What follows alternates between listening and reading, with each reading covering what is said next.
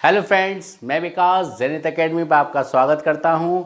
आज हम स्टार्ट करेंगे भारतीय राज व्यवस्था का पहला चैप्टर। जैसे कि मैंने कहा था कि आपको बहुत सिंपल तरीके से मैं पढ़ाऊंगा और सिंपल तरीके से आपको समझाऊंगा कि कहां से संविधान की आवश्यकता पड़ी और ब्रिटिश सरकार ने हमारे ऊपर कैसे शासनकाल किया। तो हम चलो टाइम ना गंवाते हुए, आज पिछली बार मैंने कुछ ज़्यादा बोल दिया था, काफ़ी लंबी मेरी बोलने की हैबिट पड़ गई थी। चलो आज हम इतना नहीं बोलेंगे, आज हम डायरेक्टली क्या करेंगे, स्टार्ट करेंगे चैप्टर को। और एक कलम और एक कॉपी ले लीजिए, और हो सके तो आप वाइट पेपर की कॉपी लें जिससे कि नोट्स आपके अच्छे लगे। आपको जो मैं नोट्स बनवाने जा रहा हूं और आप जो नोट्स बनाएंगे और बिल्कुल ऐसे बनने चाहिए जैसे कि आपको प्रत्येक एग्ज़ाम में काम करें, क्योंकि यही नोट्स आपके सभी एग्ज़ामों में आते हैं।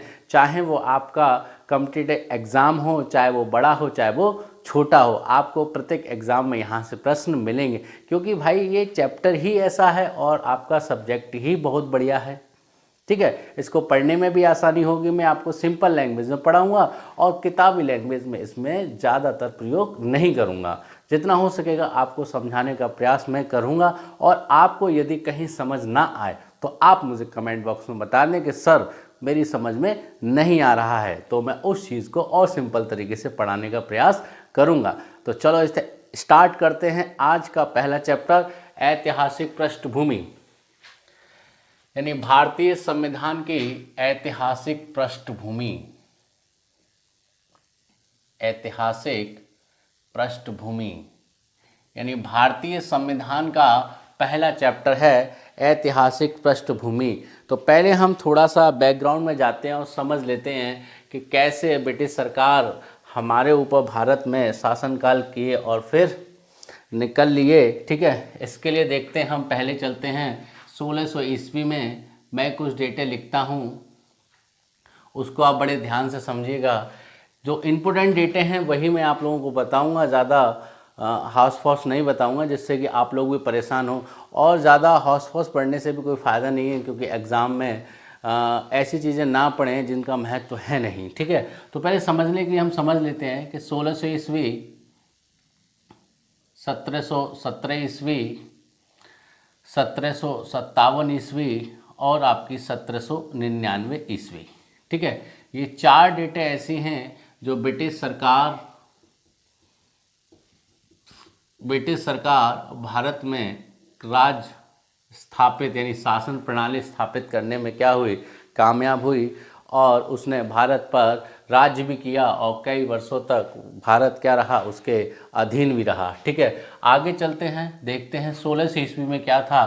तो हम देखेंगे 1600 ईस्वी में इंग्लिश ईस्ट इंडिया कंपनी की क्या हुई थी, स्थापना हुई थी। क्या हुई थी, स्थापना हुई थी। 1600 ईस्वी में इंग्लिश ईस्ट इंडिया कंपनी की स्थापना हुई थी। एलिजाबेथ, कौन, महारानी एलिजाबेथ के द्वारा पूर्वी देशों में, किसमें, पूर्वी देशों में 15 वर्षों के लिए, कितने वर्षों के लिए, 15 वर्षों के लिए व्यापार करने का अधिकार दिया गया। ठीक है, यानी कि अगर हम कहें कि यानी ब्रिटिश सरकार जो थी वह 1600 ईस्वी में यानी कि इंग्लिश ईस्ट इंडिया कंपनी के रूप में भारत में प्रवेश हुई थी। और उसने 15 वर्षों यानी कि एलिजाबेथ ने क्या किया था कि 1500 वर्षों तक के लिए क्या किया था, पूर्वी देशों में व्यापार करने की अनुमति प्रदान की थी। किसको, कंपनी को। ठीक है, आगे चलते हैं। 1717 ईस्वी में क्या था कि इस समय फारुखसियर भारत के उत्तरवर्ती मुगल थे। कौन थे, फारुखसियर उत्तरवर्ती मुगल थे। मुगलों का जो शासनकाल था, प्रभावित शासनकाल 1707 ईस्वी में औरंगजेब की मृत्यु के बाद कैसा पड़ गया, कमज़ोर पड़ गया। यानी जितने भी उत्तरवर्ती मुगल बने वह इतने प्रभावित नहीं थे जितने कि औरंगजेब थे, और इनका दबदबा भी कैसा होने लगा, कम होने लगा। अगर मैं कहूँ कि 1717 ईस्वी में फारुखसियर के शासनकाल में जॉन सरमन के नेतृत्व में एक अंग्रेजी प्रतिदल कहाँ आया, भारत आया। और उस समय फारूक सियर क्या थे, अपने फोड़े से परेशान थे। किससे? फोड़े से परेशान थे। वह क्या थे, बहुत ज़्यादा बीमार थे। और जॉन सुरमन के साथ एक चिकित्सक थे जिनका नाम था William Hamilton. William Hamilton. Hamilton क्या थे, एक चिकित्सक थे जिन्होंने फारूक सियर को उसके फोड़े से ठीक किया था, जिसके नेतृत्व में फारूक सियर ने एक फरमान जारी किया कि 3,000 रुपये वार्षिक दे के अंतर्गत आप बंगाल के क्षेत्र में क्या कर सकते हैं, कर मुक्त व्यापार कर सकते हैं। क्या कर सकते हैं? बंगाल के क्षेत्र में कर मुक्त व्यापार कर सकते हैं। और यही आगे चलकर इंग्लिश ईस्ट इंडिया कंपनी तथा बंगाल के नवाबों के मध्य संघर्ष का कारण बना। बंगाल के नवाबों के मध्य संघर्ष का कारण बना। तो पहली अगर मैं जीत की बात करूंगा तो पहली जीत कौन सी थी अंग्रेजों की? तो वह पहली जीत थी 1717 ईस्वी में। ठीक है, फारूक सियर के द्वारा फरमान जारी किया गया जिसके बंगाल के क्षेत्र में 3,000 रुपये वार्षिक दे के अंतर्गत करमुक्त व्यापार किया जा सकता है। और आगे चलकर इंग्लिश ईस्ट इंडिया कंपनी तथा बंगाल के नवाबों के साथ यही क्या बना, संघर्ष का कारण बना। आगे देख लेते हैं 1757। कहा जाता है कि यह ब्रिटिश सरकार की शासनकाल की क्या थी, नींव थी। शासनकाल की क्या थी, नींव थी। इस तिथि कह सकते हैं तो यह शासनकाल की क्या एक महत्वपूर्ण तिथि थी। इस युद्ध से यह क्या हो गया, स्पष्ट हो गया कि ब्रिटिश सरकार अब यहाँ पर राज्य करेगी। क्या करेगी? राज्य करेगी, क्योंकि बंगाल के नवाब वह खुद चुनने लग गई थी। बंगाल के नवाब वह खुद चुनने लग गई थी। तो 1757 ईस्वी में कौन सा युद्ध हुआ? तो भाई साहब प्लासी का युद्ध हुआ। कौन सा? प्लासी का युद्ध हुआ। यह युद्ध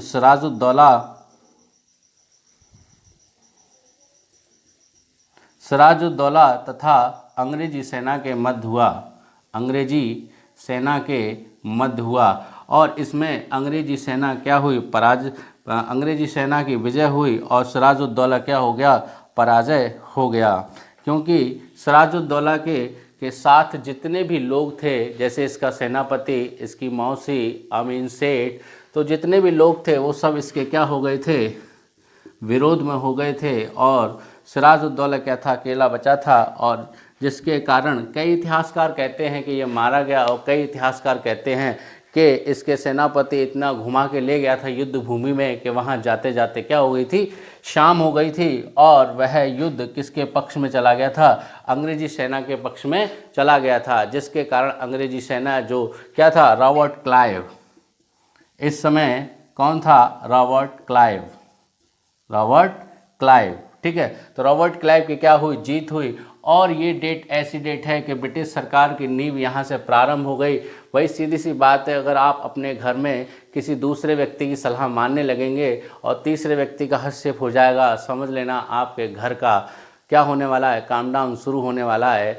ठीक है, वही चीज़ यहाँ पर थी कि बंगाल के नवाब तो भारतीय थे, लेकिन वह शासन प्रणाली किसकी थी, ब्रिटिश सरकार की थी। वह अपने मनमानी से चलाना चाह रहे थे। ठीक है, आगे चलते हैं। जैसे वहाँ एक और प्रश्न आपको मैं बता दे रहा हूँ कि बंगाल का प्रथम, अंग्रेज़ों के संरक्षण में बंगाल का प्रथम नवाब बनने वाला कौन था, तो मीर जाफ़र था। कौन था, मीर जाफ़र था। इतना समझ में आया, कोई दिक्कत?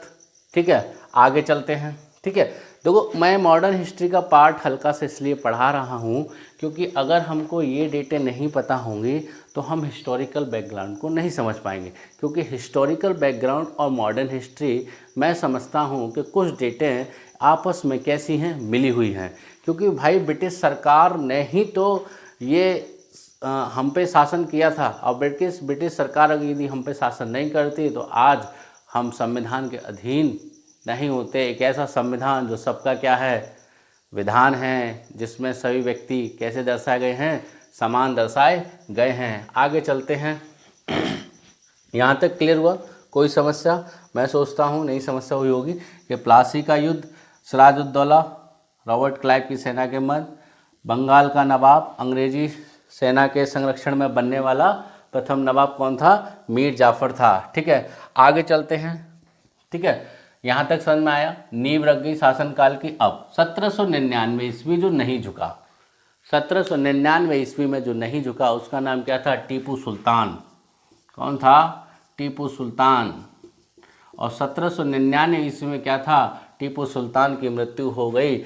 और 1703 से ले 1803 में 1804 में जो बंगाल के क्षेत्र में अंग्रेजी प्रतिनिधि का शासनकाल चल रहा था, अब वह कहाँ पहुँच गए? दिल्ली। यानी कि भारत के अब वो कहाँ पहुँच चुके हैं? केंद्र पर पहुँच चुके हैं। अब यहाँ से उनका प्रारंभ होता है इस युद्ध से, यानी कि चतुर्थ आंग्ल मैसूर युद्ध से ये बिल्कुल निर्धारित हो गया कि अब अंग्रेज यहाँ से नहीं जाने वाले, वो क्या करेंगे? अब भारत पर अपनी शासन प्रणाली लागू करेंगे। ठीक है, अब बात आती है समझने की कि कहाँ से सफ़र शुरू हुआ 1600 ईस्वी से, और उन्होंने कहाँ तक लेके आए? 1803 से लेकर 1804 ईस्वी तक लेके आए। उन्होंने धीरे धीरे पायदान इकट्ठा किया, और पायदान इकट्ठा करने का मतलब क्या? उन्होंने अपनी जगह बनाई, भारत में एक दूसरे राजाओं को लड़ाया, और फिर अपना महत्व वहाँ पर स्थापित किया, और अपने शासनकाल की उन्होंने क्या बनाई? जगह बनाई। ठीक है, ये तो था कि अंग्रेजी सेना कैसे आई और कैसे वहाँ तक पहुँचे। हमको यहाँ बात करनी है। हमको कहाँ बात करनी है? ऐतिहासिक पृष्ठभूमि बात करनी है। जो मैंने आपको डेटे बताई हैं वो डेटे ऐसी हैं कि आपको मॉडर्न हिस्ट्री में भी काम करेंगे और आपके पॉलिटी में भी काम करेंगी। अब आगे चलते हैं कि भाई ऐतिहासिक पृष्ठभूमि के अंतर्गत आखिर है क्या।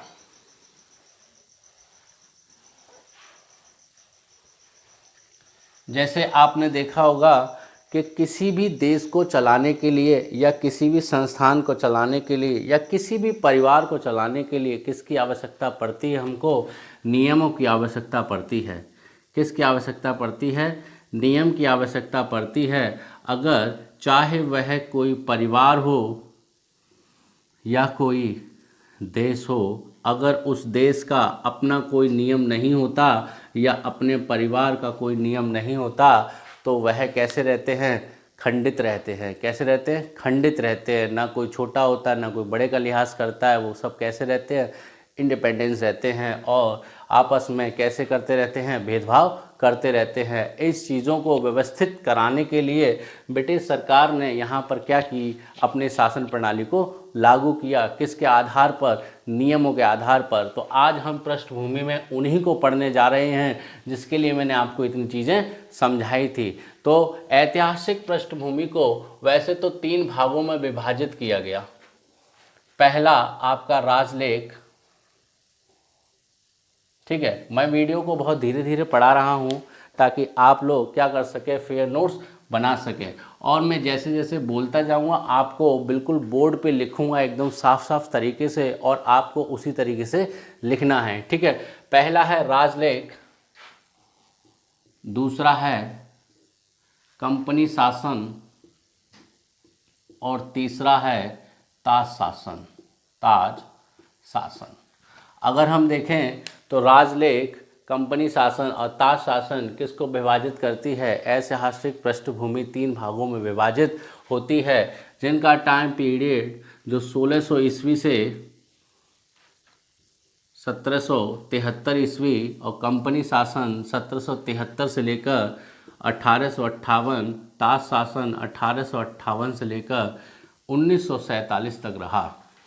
1947 तक रहा। ठीक है, तो राजलेख 1600 ईस्वी से लेकर 1773, कंपनी शासन 1773 से लेकर 1858 ईस्वी और ताज शासन 1858 से लेकर 1947 तक। ठीक है, जिनकी भी ये समझ में नहीं आ रहे हैं सर अभी क्या कर रहे हैं, तो इस चीज़ का ध्यान दें कि मैं क्या कहना चाह रहा हूँ कि एक ब्रिटिश सरकार, ऐसे समझ लीजिए कि कुछ लोग, एक समूह जिसमें भिन्न भिन्न तरीके के लोग रहते हैं, जिसमें क्या रहते हैं? भिन्न भिन्न तरीके के लोग रहते हैं।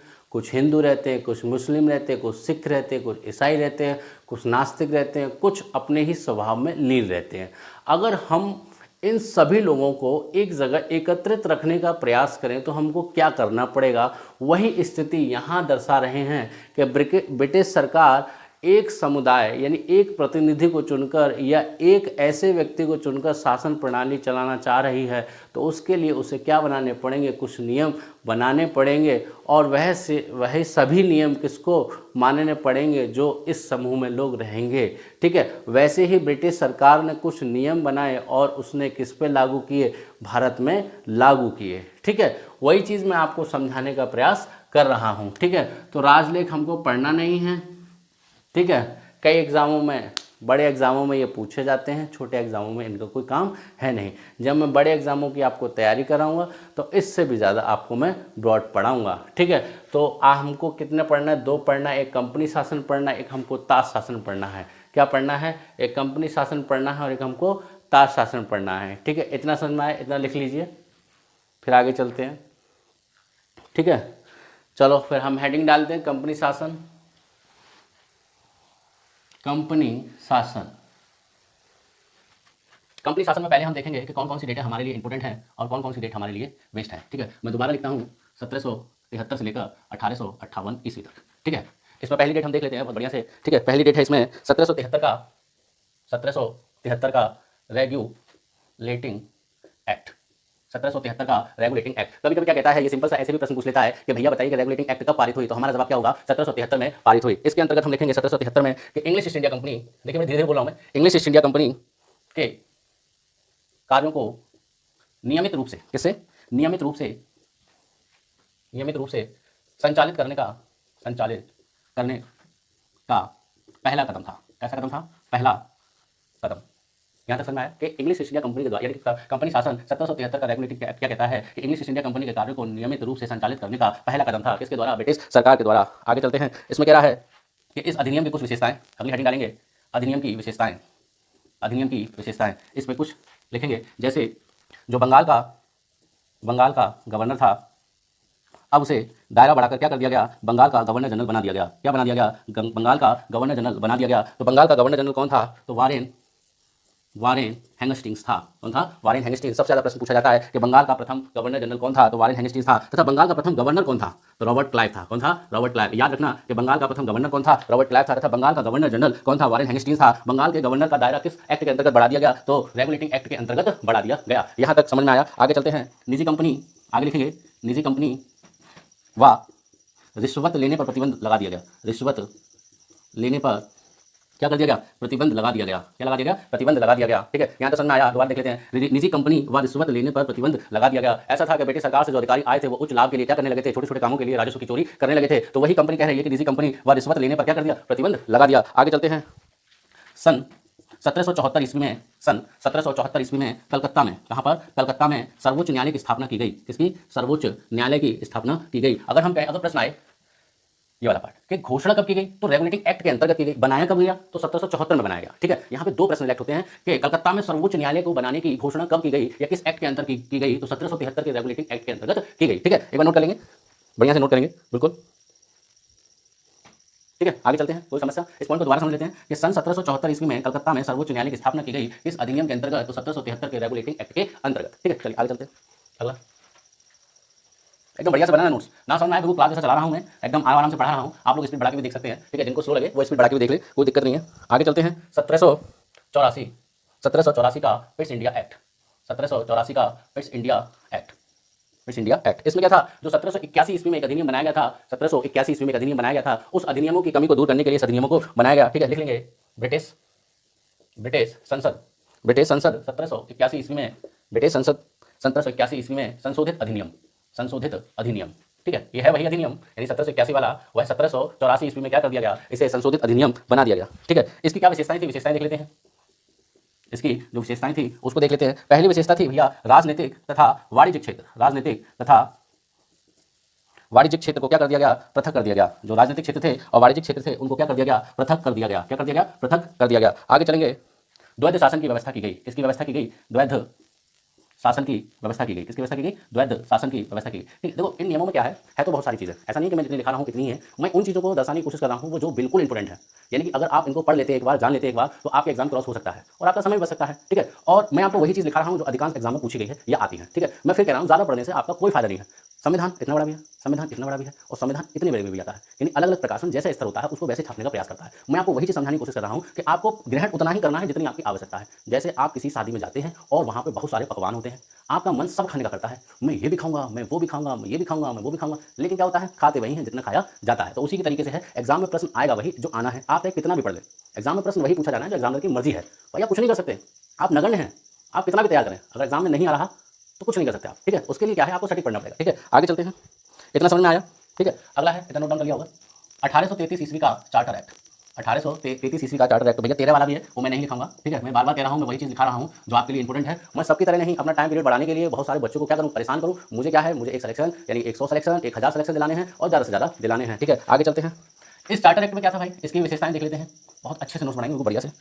जो भैया 1773 में जो बंगाल के गवर्नर जनरल बनाए गए थे, अब उनका दायरा क्या कर दिया गया इस चार्टर एक्ट के अंतर्गत, जो बंगाल के गवर्नर जनरल थे अब उनको भारत का गवर्नर जनरल बना दिया गया। किसका, भारत का गवर्नर जनरल बना दिया गया, ठीक है। यहाँ तक क्लियर। मैंने क्या कहा था, 1773 रेगुलेटिंग एक्ट के अंतर्गत जो बंगाल का गवर्नर था उसका दायरा बढ़ा दिया गया, क्या कर दिया गया, बंगाल का गवर्नर जनरल कर दिया गया। तथा 1833 चार्टर एक्ट के अंतर्गत क्या कर दिया गया, जो बंगाल का गवर्नर जनरल था उसे भारत का गवर्नर जनरल बना दिया गया। तो भारत का प्रथम गवर्नर जनरल कौन था, तो लॉर्ड विलियम बेंटिक था, लॉर्ड विलियम बेंटिक था। कौन था, लॉर्ड विलियम बेंटिक था, ठीक है। इसके अंतर्गत एक और चीज हुई, सिविल, अगला पॉइंट लिखेंगे, सिविल सेवकों के चयन के लिए खुली प्रतियोगितात्मक परीक्षा का आयोजन किया गया। यानी खुली प्रतियोगिता का आयोजन किया गया, जिसे आज हर व्यक्ति अगर हम देखें तो इंटर के बाद क्या बनना चाहता है, सीधी सी बात है भैया, आईएएस बनना चाहता है या आईपीएस बनना चाहता है। ये वही चीज़ है, अंग्रेजों की देन है। जो आईएएस और आईपीएस आज जो चल रहे हैं वो कौन लेके आया था भारत में, सिविल सर्विसेज, अंग्रेज यानी ब्रिटिश सरकार की देन है। ब्रिटिश सरकार लेके आई थी कि संचालन पद कैसे चलाने हैं हमको, यानी सुपरिटेंडेंट पुलिस, उसके बाद अंग्रेज होता था, उसके बाद निचली सेना पर जो भी होता था या निचली पुलिस पर जो भी होते थे वो सब किसको नियुक्त किया उन्होंने, भारतीय। देखो ब्रिटिश सरकार कितनी चालाक थी कि भारतीयों को नियुक्त करती थी और भारतीयों को ही पिटवाती थी।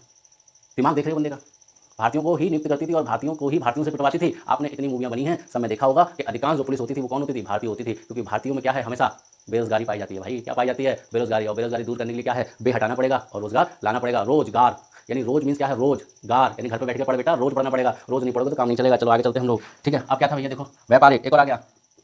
जैसे जैसे अंग्रेजों की नीयत खराब होती जा रही थी वैसे वैसे व्यक्ति के अधिकार भी छीन लिए जाते थे। तो व्यापारिक निकाय